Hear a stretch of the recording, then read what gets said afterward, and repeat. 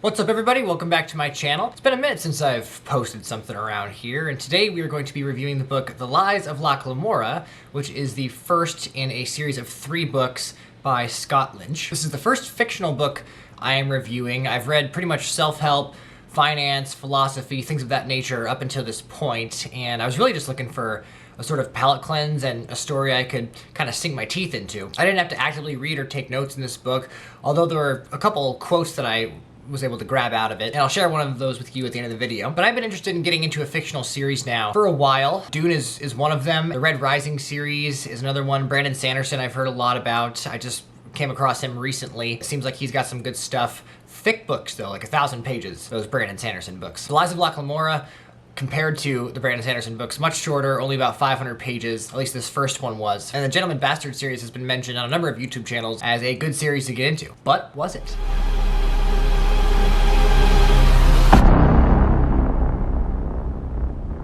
All right, roll the tape. The bottom line is, read a book, people.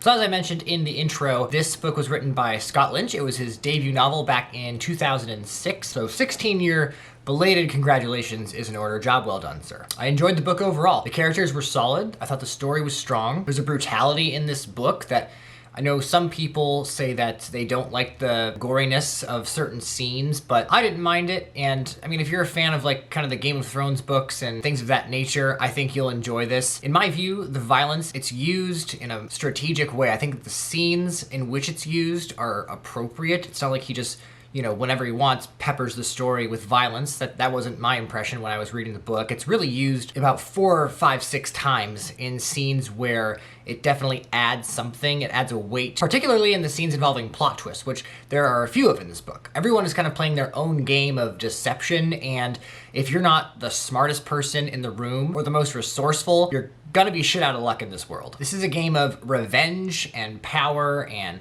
politics and all those great things we all love. Honestly, the best way I can describe this book, it's like a mixture of if Pirates of the Caribbean met The Godfather and then you sprinkled in some light magic and fantasy on top of that.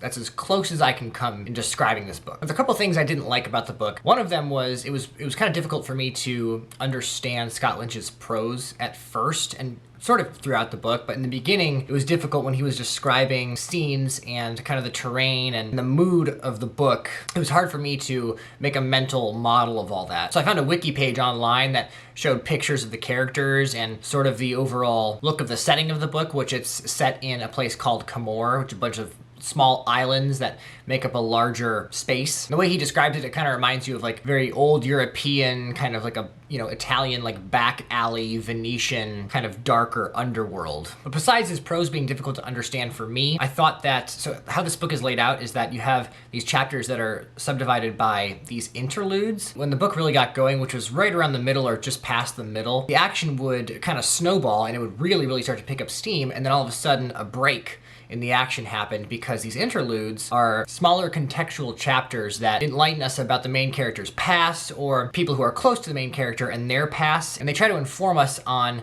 their present day decision making based on their experiences in the past, which is fine. Go ahead and do that. But for me, it didn't always work out that way. Sometimes I thought, well, you know, that when I read an interlude after a really busy chapter that was heavy with plot, I just thought that it kind of slowed the momentum down. Like, it was noticeable. I think I'll have to read the book again at some point. I'm sure I'll understand the prose a whole lot more once I dive back into it. There's a new author for me and a new world and system and cast of characters that I had to understand, and it was fun along the way to discover kind of the world that Scott Lynch sets up. I'm sure it takes a while once you start a new series and you have to learn a new author's writing style. But there were some growing pains there for me, and I've heard that was the case for other people as well. But overall, the dialogue of the book is witty and smart. Like I said before, the characters are very strong. I thought most of all, there was a strong villain. Every time that the villain walks into a room or any scene in this book, there's a weight to it. Like the weight that you feel when Darth Vader walks into a room, or when Thanos walks into a room, or Heath Ledger's Joker.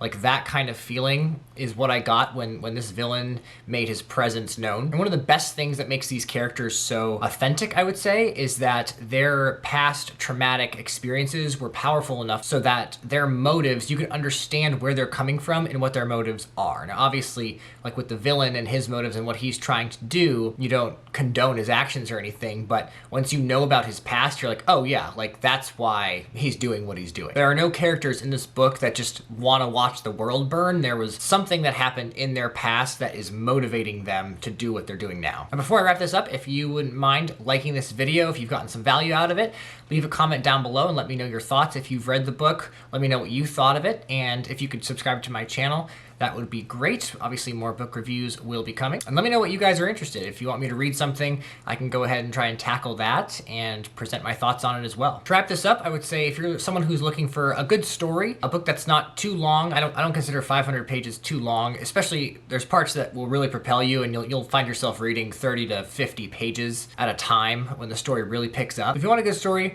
with strong characters, witty dialogue, and in my opinion, a smart plot, then I think this book would be good for you. I'll say I don't think it was like the greatest, fictional story I've ever read. I know a lot of people online rave about this book, and it is good, but by no means is it like mind-blowing or anything like that. At least it wasn't for me, but it also wasn't a shitty book either. Like I was thoroughly entertained. I only put the book down a couple times, specifically at those interlude chapters that come up that kind of break the story up, but overall it was a pretty solid first novel in my opinion. The standout quote from the book was, "There's no freedom quite like the freedom of being constantly underestimated," which I think is true. I don't think it's a good feeling to be underestimated, but if no one sees you coming and if no one expects you to do good things, then you have that freedom to surprise people. The advantage is yours in that situation. Now that's it for this one.